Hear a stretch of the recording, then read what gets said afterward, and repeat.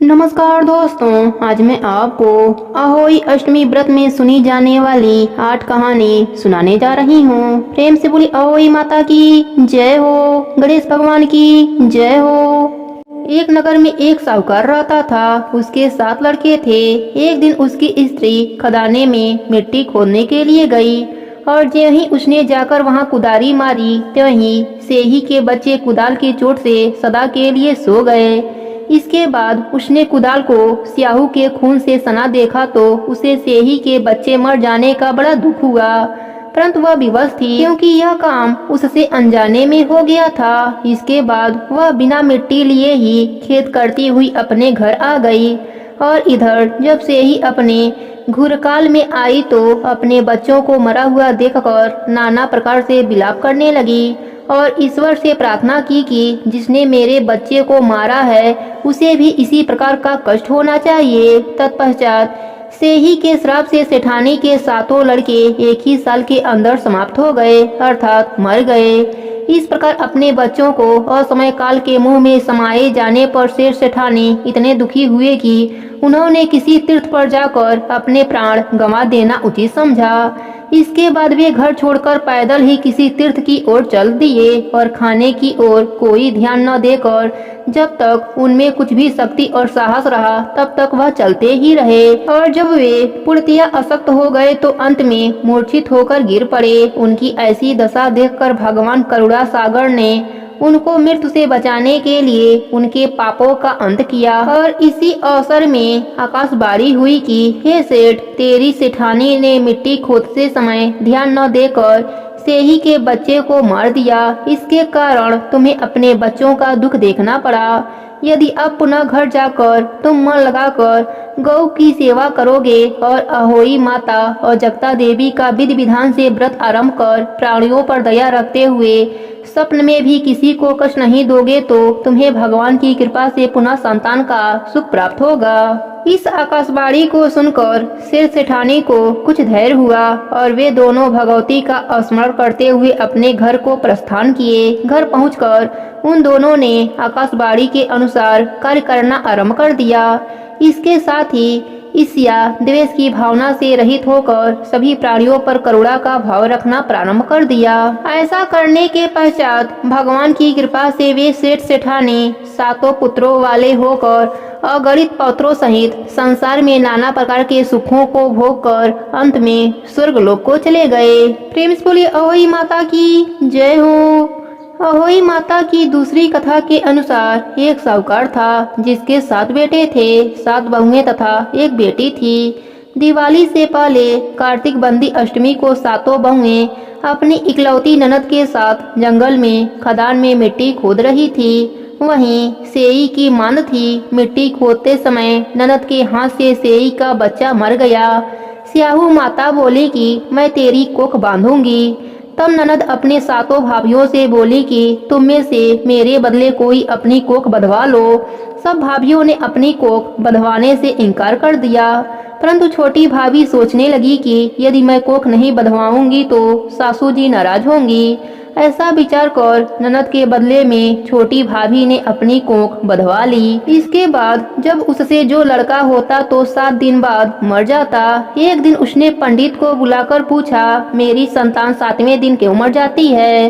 तब पंडित ने कहा कि तुम सुरही गाय की पूजा करो। सुरही गाय स्याहू माता की भाईली है, वह तेरी कोख छोड़े तब तेरा बच्चा जिएगा। इसके बाद से वह बहू प्रातः काल उठकर चुपचाप सुरही गाय के नीचे साफ सफाई आदि कर जाती। गौ माता बोली कि आजकल कौन मेरी सेवा कर रहा है, सो आज देखूंगी। गौ माता खूब तड़के उठी। क्या देखती हैं कि एक साहूकार के बेटे की बहू उसके नीचे सफाई आदि कर रही है। गौ माता उससे बोले कि मैं तेरी सेवा से प्रसन्न हूँ, इच्छा अनुसार जो चाहे मांग ले। तब साहूकार की बहू बोली कि स्याहू माता तुम्हारी भाईली हैं और उसने मेरी कोख बांध रखी हैं, सो मेरी कोख खुलवा दो। गौ माता ने कहा, अच्छा। अब तो गौ माता समुद्र पार अपनी भाईली के पास उसको लेकर गई। रास्ते में कड़ी धूप थी, सो वे दोनों एक पेड़ के नीचे बैठ गए। थोड़ी देर में एक सांप आया और उसी पेड़ पर गरुड़ पक्षी का बच्चा था। सांप उसको डसने लगा। तब साहूकार की बहू ने सांप को मारकर ढाल के नीचे दबा दिया और बच्चों को बचा लिया। थोड़ी देर में गरुड़ पंखनी आई तो वहाँ खून पड़ा देखकर साहूकार की बहू को चोंच मारने लगी। तब साहूकारनी बोली कि मैंने तेरे बच्चे को नहीं मारा, बल्कि सांप तेरे बच्चे को डसने को आया था। मैंने उसे मारकर तेरे बच्चे की रक्षा करी है। यह सुनकर गरुड़ पंखनी बोली, मांग, तू क्या मांगती है? वह बोली, 7 समुद्र पर स्याहू माता रहती हैं, हमें तो उनके पास पहुंचा दे। तब गरुड़ पंखनी ने दोनों को अपने पीठ पर बैठाकर स्याहू माता के पास पहुंचा दिया। स्याहू माता उन्हें देखकर बोली कि हाँ बहन, बहुत दिनों में आई। फिर कहने लगी, बहन, मेरे सिर में जुए पड़ गए हैं। तब सुरही के कहने पर साहूकार की बहू ने सलाई से उनकी जुए निकाल दी। इस पर स्याहू माता प्रसन्न होकर बोली कि तूने मेरे सिर में बहुत सलाई डाली है, इसलिए तेरे 7 बेटे और बहू होंगी। वह बोली, मेरे तो एक भी बेटा नहीं, 7 बेटे कहाँ से होंगे? स्याहू माता बोली, वचन दिया, वचन से फिरूं तो धोबी के कुंड पर ककरी होऊं। तब साहूकार की बहू बोली कि मेरी कोख तो तुम्हारे पास बंद पड़ी है। यह सुन स्याहू माता बोली कि तूने मुझे बहुत ठग लिया। मैं तेरी कोख खोलती तो नहीं, परंतु अब खोलनी पड़ेगी। क्या तेरे घर तुझे 7 बेटे और 7 बहुएं मिलेंगी? तू जाकर उजमन करियो, 7 अहोई बनाकर 7 कढ़ाई करियो। वह लौटकर घर आई तो वहाँ देखा 7 बेटे 7 बहुएं बैठे हैं। वह खुश हो गई। उसने 7 अहोई बनाई, 7 उजमन किए तथा 7 कढ़ाई की। रात्रि के समय जेठानियां आपस में कहने लगी कि जल्दी जल्दी नहाकर पूजा कर लो, कहीं छोटी बच्चों को याद करके रोने न लगे। थोड़ी देर में उन्होंने अपने बच्चों से कहा, अपनी चाची के घर जाकर देखकर आओ कि आज वह अभी तक रोई क्यों नहीं। बच्चों ने जाकर कहा कि चाची तो कुछ मार रही हैं, खूब उजमन हो रहा है। यह सुनते ही जेठानियां दौड़ी दौड़ी उसके घर आईं और जाकर कहने लगी कि तूने कोख कैसे छुड़ाई? वह बोली, तुमने तो कोख बधाई नहीं, सो मैंने कोख बधा ली थी। अब स्याहू माता ने कृपा करके मेरी कोख खोल दी है। सब लोग अहोई माता की जय जयकार करने लगे। जिस तरह अहोई माता ने उस साहूकार की बहू की कोख को खोल दिया, उसी प्रकार इस व्रत को करने वाली सभी नारियों की अभिलाषा पूर्ण करें। प्रेम से बोली अहोई माता की जय हो। बहुत समय पहले झांसी के निकट एक नगर में चंद्रभान नामक साहूकार रहता था। उसकी पत्नी चंद्रिका बहुत सुंदर, सर्वगुण संपन्न, सती साध्वी, शीलवंत, चरित्रवान तथा बुद्धिमान थी। उसके कई पुत्र पुत्रियां थीं, परंतु वे सभी बाल्य अवस्था में ही परलोक सिधार चुके थे। दोनों पति पत्नी संतान न रह जाने से चिंतित रहते थे। वह दोनों प्रतिदिन मन में सोचते कि हमारे मर जाने के बाद इस अपार धन संपदा को कौन संभालेगा। एक बार उन दोनों ने निश्चय किया कि वनवास लेकर शेष जीवन प्रभु भक्ति में व्यतीत करें। इस प्रकार वे दोनों अपना घर बार त्याग कर वन की ओर चल दिए। रास्ते में जब थक जाते तो रुक कर थोड़ा सा विश्राम कर लेते और फिर चल पड़ते। इस प्रकार धीरे धीरे वे बद्रिका आश्रम के निकट शीतल कुंड जा पहुँचे। वहाँ पहुँचकर दोनों ने निराहार रहकर प्राण त्यागने का निश्चय कर लिया। इस प्रकार निराहार व निर्जल रहते हुए उन्हें 7 दिन हो गए तो आकाशवाणी हुई कि तुम दोनों प्राणी अपने प्राण मत त्यागो। यह सब दुख तुम्हें तुम्हारे पूर्व पापों के कारण भोगना पड़ा है। यदि तुम्हारी पत्नी कार्तिक मास के कृष्ण पक्ष में आने वाली अहोई अष्टमी को अहोई माता का व्रत और पूजन करे तो अहोई देवी प्रसन्न होकर साक्षात दर्शन देंगी। तुम उनसे दीर्घायु पुत्रों का वरदान मांग लेना। व्रत के दिन तुम राधा कुंड में स्नान करना। चंद्रिका ने आकाशवाणी के बताए अनुसार विधि विधान से अहोई अष्टमी को अहोई माता का व्रत और पूजा अर्चना की और तत्पश्चात राधा कुंड में स्नान किया। जब वे स्नान इत्यादि के बाद घर पहुँचे तो उस दंपति को अहोई माता ने साक्षात दर्शन देकर वर मांगने को कहा। साहूकार दंपति ने हाथ जोड़कर कहा, हमारे बच्चे कम आयु में ही परलोक सिधार जाते हैं, आप हमें बच्चों की दीर्घायु का वरदान दें। तथास्तु कहकर अहोई माता अंतर ध्यान हो गयीं। कुछ समय के बाद साहूकार दंपति को दीर्घायु पुत्रों की प्राप्ति हुई और वे सुखपूर्वक अपना गृहस्थ जीवन व्यतीत करने लगे। प्रेम से बोले अहोई माता की जय हो, राधा रानी की जय हो। बहुत पुरानी बात है। एक गांव में एक बुढ़िया माई रहती थी। वह कार्तिक मास में नित्य नदी पर स्नान करती और तुलसी जी को सींचती और तुलसी माता से कहती, हे तुलसी माता सबकी दाता, मैं बिरला सी चूं, तू कर निस्तार मेरा। तुलसी माता अड़ुआ दे, लडुआ दे, पीताम्बर की धोती दे, मीठा मीठा ग्रास दे, बैकुंठ का वास दे, चटके की चाल दे, पटके की मौत दे, चंदन की गांठ दे, झालर की झंकार दे, साई का रास दे, दाल भात का जीवन दे, 11 की मौत दे और कृष्णा की कंधा भी दे दे। बुढ़िया माई रोज तुलसी सींचने के बाद यही बात कहती थी। उसकी बात सुनकर तुलसी माता सूखने लगी। एक दिन भगवान हरि ने पूछा, हे प्रिय, इतनी औरतें तुम्हें सींचती हैं, मीठा भोग लगाती हैं, गीत सुनाती हैं, फिर भी तुम क्यों सूख रही हो? तब तुलसी माता ने कहा, प्रभु, एक बुढ़िया माई रोज मेरे पास आती हैं और रोज मुझसे यही सब बातें कहती हैं। मैं हर बात पूरी कर सकती हूँ, पर श्री हरि का कान्हा कहाँ से ला कर दूंगी? तब भगवान हरि बोले, जब वह मरेगी तब कान्हा देने मैं स्वयं आ जाऊंगा। प्रिय, तू चिंता ना कर। कुछ दिनों के बाद बुढ़िया माई का देहांत हो गया। बुढ़िया माई के अंतिम संस्कार के लिए गांव के कुछ लोग बुढ़िया माई के मृत शरीर को उठाने लगे तो वह बुढ़िया माई इतनी भारी हो गई कि किसी से भी नहीं उठती।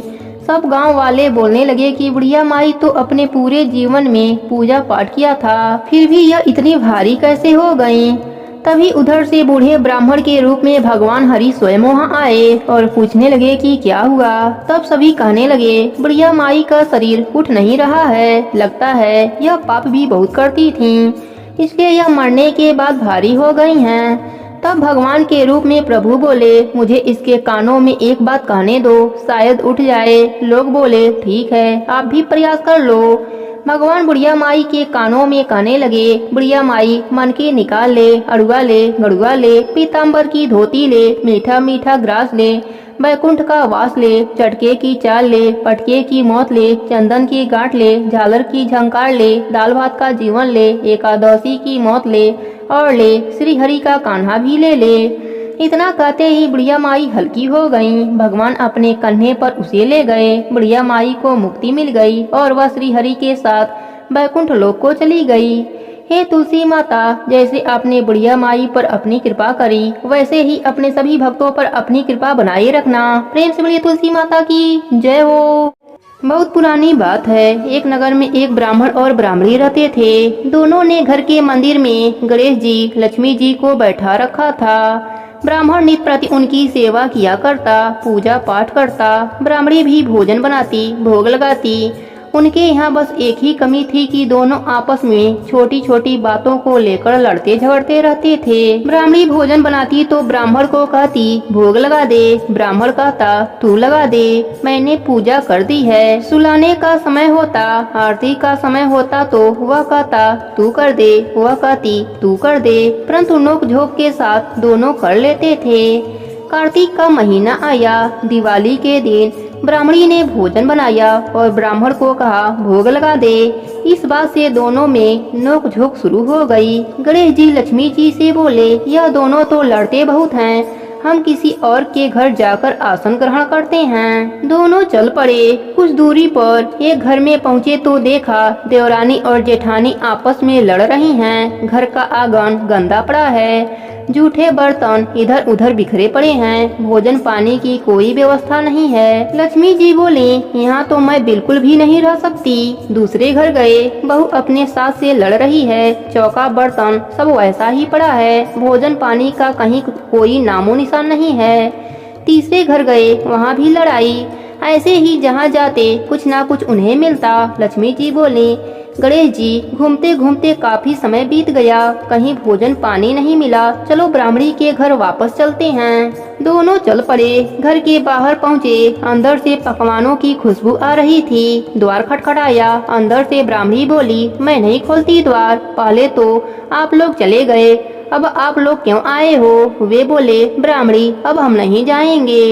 ब्राह्मणी बहुत होशियार थी, बोली मैं नहीं मानती, आप दोबारा नहीं जाएंगे, आप मुझे वचन दीजिए, तब मैं दरवाजा खोलूंगी। लक्ष्मी जी बोली मांग, क्या मांगती है? ब्राह्मणी ने कहा अन्न दीजिए, धन दीजिए, लक्ष्मी दीजिए, दूध कड़ावन दीजिए, पूत पालन दीजिए, सोने का आहार दीजिए, कुल आई बहू दीजिए, हाथी घोड़ा दीजिए, लाव लश्कर दीजिए, 12 बरस की मेरी काया हो जाए और 16 बरस की मेरे ब्राह्मण की काया हो जाए, ऐसा वचन दीजिए। लक्ष्मी जी बोली जा ब्राह्मणी, तुझे यह सब प्राप्त होगा।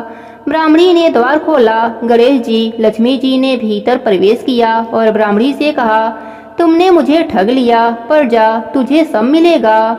पर एक बात याद रखना कि आज के दिन यानी कि दीपावली की रात को अपने आंगन में पूजन कर चौमुखी दिया पूरी रात जलाना। मैं तेरे 7 पीढ़ियों तक विराजमान रहूंगी। और यह कहकर गणेश जी लक्ष्मी जी ब्राह्मण के घर में विराजमान हो गए।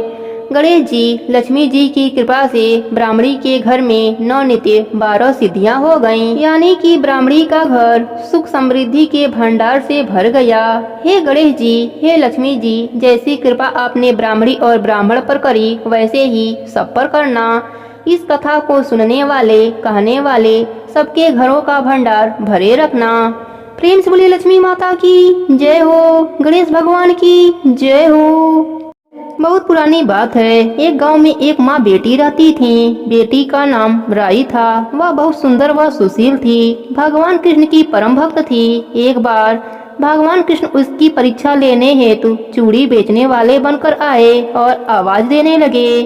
राई अपने माँ से बोली मुझे भी चूड़ियाँ चाहिए। माँ बोली मैं पैसे कहाँ से दूं? बाजरी है वह ले जा। बाजरी को भगवान ने फूंक मारी तो भूस उड़कर राई की आंखों में चली गई। राई जोर जोर से रोने लगी। भगवान वहाँ से अंतर ध्यान हो गए। वैद्य का रूप धारण करके वहाँ आ गए। आवाज देने लगे। राई की माँ बाहर आई और बोली वैद्य जी, मेरी बेटी की आंखों में भूस चला गया है, उसे निकाल दो। भगवान बोले अगर मैं भूस निकालूं तो उसका विवाह मेरे साथ करना पड़ेगा। राई की माँ तैयार हो गई। सगाई कर दी। कार्तिक शुक्ल पक्ष के 11 को विवाह निश्चित किया गया। माँ सोचने लगी बेटे को क्या दूंगी। सुनार के दुकान पर जाकर बोली मेरी राई के लिए लौंग व बिछिया गढ़ दे। सुनार बोला मुझे समय नहीं है, मैं तो कृष्ण भगवान के गहने गढ़ रहा हूँ। हर दुकान पर गई और उसको यही जवाब मिला। माँ तो घर आ गई। अब वह क्या करे। वह घर आई तो झोपड़ी महल में बदल गई। घर में आनंद उठा। ठाठ से विवाह की तैयारियां होने लगीं। भगवान ने बारात लाया। माँ ने खूब ठाठ से राई का विवाह भगवान के साथ कर दिया। भगवान राई को लेकर द्वारिका गए। राई महल में आनंद के साथ रहने लगी। दूसरी रानियां चिढ़ने लगी। सावन में राई पिहर गई तो भगवान ने सोचा कि तीज भेजूं। 7 जरी की साड़ी, 7 हीरो मोतियों के हार रखे, 2 हंसों को बुलाया और बोले सीधा राई के पीहर जाना, कहीं मत रुकना। राधा रुक्मण को पता चला तो उन्होंने हंसों को अपने महल में बुलाकर कहा थोड़ा मोती चुन लो। हंस मोती चूने लगे। राधा रुक्मण ने सारा सामान निकालकर उसमें फटे पुराने कपड़े और 5 कांटे रख दिए और पोटली हंसों को दे दिया। हंस सारा सामान लेकर राई के पास गए तो राई खुशी से नाचने लगी। जैसे ही पोटली खोली 5 अंगुलियों में कांटे चुभ गए। राई बहुत दुखी हुई। सावन खत्म हुआ। तब भगवान राई को लेने आए। राई भगवान से बोली नहीं। भगवान आए तो राई दूर दूर जाए। भगवान ने सोचा कोई बात नहीं। राई फिर भी नहीं बोली। इतने पर भी राई भगवान को अपने महल में जिमाती, भोजन में दही जरूर देती। एक दिन भगवान बिल्ली बनकर सारा दही खा गए। अब राई दही कहाँ से रखे। भगवान गुजरी बनकर दही बेचने आए। राई नीचे जाकर बोली थोड़ा सा दही दे दो। गुजरी बोली राई तुम उदास क्यों हो, हमने सुना है तुम भगवान से नाराज हो। राई बोली तुम्हें क्या मतलब, तू जा। गुजरी बोली हम सखी जैसे हैं, मन की बात कहो तो मैं किसी से भी नहीं कहूँगी। राई ने सारी बात बताई। सुनते ही भगवान को अचंभा हुआ। वह असली रूप में आ गए और बोले यह कैसे हुआ, मैं तो 5 जड़ी के साड़ी, 5 हीरो का हार भेजा था। भगवान ने हंसों को बुलाकर पूछा तुम कहीं रुके तो नहीं। हंस बोले राधा रुक्मण के महल में रुके थे और कहीं नहीं रुके थे। भगवान ने राधा रुक्मण को बुलाया और पूछा, आपने ऐसा क्यों किया? तो वह बोली, आप हमारे महल नहीं पधारे इसलिए हमने ऐसा किया। भगवान बोले, आप हमें प्रेम से बुलाते तो हम जरूर आते। फिर भगवान बोले, कार्तिक का महीना राई को दूंगा, 5 दिन राधा रुक्मण को दूंगा और 11 दिन सत्यभामा को दूंगा। भगवान ने सबको मान दिया। हे भगवान, जैसे आपने राधा रुक्मण, सत्यभामा और राई को मान दिया वैसे ही सबको देना। प्रेम से बोले राई दामोदर की जय हो, कार्तिक मास की जय हो। एक गांव में एक सेठ सेठानी रहते थे। उनके 3 बच्चे थे और एक कन्या थी। उसका नाम राई था। राई अपने सहेलियों के साथ खेलती, गोबर लेने जाती और आपस में बातें करती। एक बार एक सहेली ने कहा कि उसके पिता दूसरे गांव उसका विवाह खोजने जा रहे हैं। तब राई बोली, तुम लोग जिससे चाहो मेरा विवाह करा सकते हो, परंतु मैं विवाह भगवान कृष्ण के साथ ही करूंगी। वह प्रतिदिन गाय का गोबर लेने जाती और इसी प्रकार की बातें किया करती थी। एक बार संयोगवश भगवान कृष्ण जी और उद्धव जी भेष बदलकर उस गांव में आए और उस राई की बातें सुने। उससे प्रेरित होकर वह दोनों उसके पीछे पीछे उसके घर गए। उन्होंने राई के पिताजी से कहा, हम तुम्हारे बेटी के लिए वर लेकर आए हैं। राई के पिता ने श्री कृष्ण का रूप देखकर बेटी का विवाह उनसे करा दिया। भगवान वहाँ 15 दिन रुककर यह कहकर चले गए कि वह गाजे बाजे के साथ राई को लेकर जाएंगे। भगवान अपने धाम में 16,000 रानियों के बीच रहते हुए उस राई को भूल गए। इधर राई को प्रतिदिन राह देखते हुए 5, 10, 20 वर्ष हो गए, परंतु प्रभु नहीं आए। इसी प्रकार 40 वर्ष बीत गए और राई की जवानी बुढ़ापे में बदल गई। सिर के बाल सफेद हो गए, दांत गिरने लगे, चेहरे पर झुर्रियां दिखाई देने लगी। भाई भतीजे बड़े हो चुके थे। एक दिन राई बोली, भैया मुझे गंगा नहाना है और 4 पहरों का पाप धोना है। भाई उसको गंगा जी लेकर गए। पंडित जी से पिंडदान करने को कहा। पंडित ने तांबे का कलश तैयार करके कृष्ण नाम से पिंडदान कराकर राई के हाथों में दे दिया, इसे गंगा जी में बहा दो। जब राई ने कलश गंगा जी में बहाया तो कलश खिलखिलाकर हंसने लगा और बैकुंठ जाकर भगवान के सीने में प्रहार किया। उसे देखकर भगवान को अपने भूल का एहसास हुआ और तुरंत नंगे पैर दौड़ते हुए मृत्युलोक में राई के पास आ पहुँचे। संपूर्ण गांव वाले राई को बधाई देने लगे तथा राई अपने पति को देखकर शर्माने लगी। तब भगवान ने कहा, मुझसे भूल हो गई है। इसके बाद भगवान ने राई को स्पर्श किया। तब राई का शरीर दिव्य हो गया, जिसे देखकर भगवान बोले, हे राई, तुम्हारा लेखा जोखा हर धर्म में रहेगा। जो कोई राई की कथा कार्तिक मास में कहेगा, वह 1 कटोरी राई भरकर श्री कृष्ण मंदिर में दान करेगा, वह मेरे धाम को प्राप्त होगा। इस प्रकार राई प्रभु के साथ बैकुंठ लोक में चली गई। प्रेम से बोले राई दामोदर की जय हो, कार्तिक मास की जय हो। बहुत समय पहले की बात है। एक गांव में एक सास बहू रहती थीं। सास बहुत कंजूस स्वभाव की थी। वह धर्म पुण्य तो बहुत करती थी, लेकिन भगवान के सेवा पूजा से ज्यादा उसका ध्यान पैसे पर रहता था। एक बार उसने व्रत किया, सारे परिवार और पड़ोसियों को खाने का निमंत्रण दिया। उसने सोचा कि अगर मैं ब्राह्मण भोज करा दूं तो उद्यापन भी हो जाएगा, पर अगर कोई पेटू ब्राह्मण आ गया तो उसे भोजन कराने में बहुत खर्चा हो जाएगा। उसने अपने बहू से कहा, मुझे एक ब्राह्मण को जिमाना है। तुम एक काम करो, कोई छोटा सा लड़का देखकर न्योता देकर आ जाओ और एक व्यक्ति की रसोई ज्यादा बना लेना। बहू घर से बाहर गई। कुछ दूर पर ब्राह्मण के लड़के गेम खेल रहे थे। बहू ने उन्हीं में से एक को बुलाकर कहा कि तुम 12 बजे हमारे घर पर भोजन करने आ जाना। लड़के ने कहा, मेरा नाम गणेशा है, तुम मुझे गणेशा गणेशा पुकारना, मैं उसी समय आ जाऊंगा।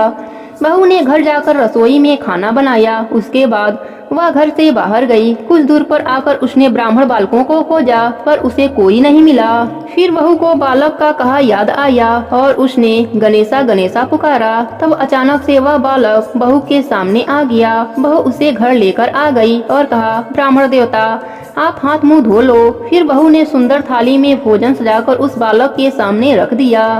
सास छोटे से ब्राह्मण को देख बड़ी खुश हो रही थी। साथ ही मन में सोच रही थी कि बड़े ही कम खर्च में ब्राह्मण भोजन हो जाएगा। उस बालक ने पूरा भोजन समाप्त कर दिया। फिर और भोजन लाने को कहा। वह खाता ही जा रहा था, उठने का नाम ही नहीं लिया। धीरे धीरे वह बालक पूरे घर और मेहमानों का भोजन चट कर गया। सास बहू को मन ही मन कोस रही थी कि कैसे को न्योता दिया, पर अब क्या किया जा सकता था। भोजन करने के बाद उस लड़के ने दक्षिणा में चांदी का सिक्का मांगा।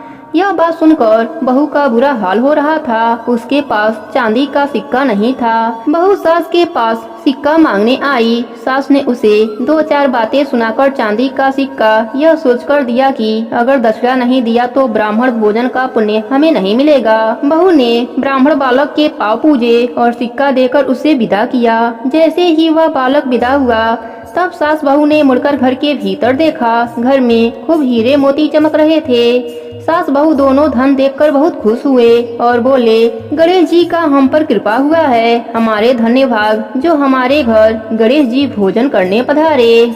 अब सास बहू मिलकर गणेश भगवान का नित्य नियम निभाने लगे। गणेश भगवान की कृपा से उनके घर में रिद्धि सिद्धि का वास हो गया। हे गणेश जी महाराज, जैसे आपने सास बहू पर अपनी कृपा करी वैसे ही अपने सभी भक्तों पर अपनी कृपा बनाए रखना। कहानी अधूरी हो तो पूरी करना, पूरी हो तो मान रखना, सबके व्रत को पूर्ण करना। प्रेम से बोले गणेश भगवान की जय हो, पार्वती माता की जय हो, भोलेनाथ की जय हो, राई दामोदर की जय हो, कार्तिक मास की जय हो, अहोई माता की जय हो। तमेव माता च पिता तमेव, तमेव बंधु च सखा तमेव, तमेव विद्या द्रविणं तमेव, तमेव सर्व मम देव देव। प्रेम से बोले अहोई माता की जय हो। जय अहोई माता, जय अहोई माता, तुमको निस दिन सेवत हरि विष्णु विधाता। ब्रह्माणी रुद्राणी कमला तू ही है जग की दाता, सूर्य चंद्रमा नारद ऋषि गाता। जय अहोई माता, जय अहोई माता, तुमको निस दिन सेवत हरि विष्णु विधाता। माता रूप निरंजन सुख संपत्ति दाता, जो कोई तुमको ध्यावत नित मंगल पाता। जय अहोई माता, जय अहोई माता, तुमको निस दिन सेवत हरि विष्णु विधाता। तू ही है पताल बसंती, तू ही है सुखदाता, कर्म प्रभाव प्रकाशनी जगनिधि के त्राता। जय अहोई माता, जय अहोई माता, तुमको निस दिन सेवत हरि विष्णु विधाता। जिस घर थारो वासो वाही में गुड़ आता, कर न सके तो सोई कर ले मन नहीं घबराता। जय अहोई माता, जय अहोई माता, तुमको निस दिन सेवत हरि विष्णु विधाता। तुम बिन सुख न होवे पुत्र न कोई पाता, खान पान का वैभव तुम बिन नहीं आता। जय अहोई माता, जय अहोई माता, तुमको निस दिन सेवत हरि विष्णु विधाता। शुभ गुण सुंदर युक्ता छिर निधि जाता, रतन चतुर्दशों को कोई नहीं पाता। जय अहोई माता, जय अहोई माता, तुमको निस दिन सेवत हरि विष्णु विधाता। श्री अहोई माँ की आरती जो कोई गाता, उर मंगल अति उपजे पाप उतर जाता।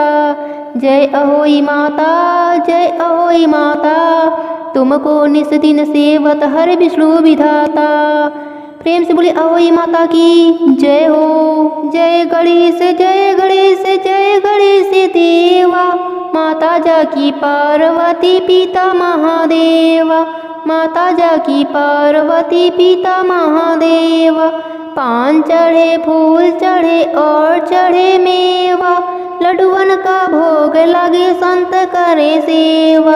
जय गणेश, जय गणेश, जय गणेश देवा, माता जाकी पार्वती पिता महादेवा, माता जाकी पार्वती पिता महादेवा। एक दंत दयावंते चार भुजाधारी, मस्तक सिंदूर सोहे मूसे की सवारी। अंधन को आँख देते कोढ़ीन को काया, बाझन को पुत्र देते निर्धन को माया। जय गणेश, जय गणेश, जय गणेश देवा, माता जाकी पार्वती पिता महादेवा, माता जाकी पार्वती पिता महादेवा। हारे चढ़े फूल चढ़े और चढ़े मेवा, मैं भी तेरी शरण आयो सफल की जय सेवा। जय गणेश जय गणेश जय गणेश देवा, माता जागी पार्वती पिता महादेव, माता जागी पार्वती पिता महादेवा, दीनन की लाज रखो शंभु सुतेवारी, कामना को पूरा करो जगी बलिहारी। जय गणेश जय गणेश जय गणेश देवा, माता जागी पार्वती पिता महादेवा, माता जागी पार्वती पिता महादेवा। प्रेम से बोले गणेश भगवान की जय हो, अहोई माता की जय हो। पहले इस तरह से तारों को दीप दान करेंगे और अर्घ देते समय यह बात कहेंगे, हरे बांस की छावरी गले मोतियन का हार, चांद तारों को अर्घ दूं जिए मेरे भाई भरतार, आंख तले मेरा सासरा ढाक तले नंदसार, पीहर सासर ऐसे बढ़े जैसे कीड़ी का सानाल। इस तरह से हम अर्घ देते हुए बोलेंगे।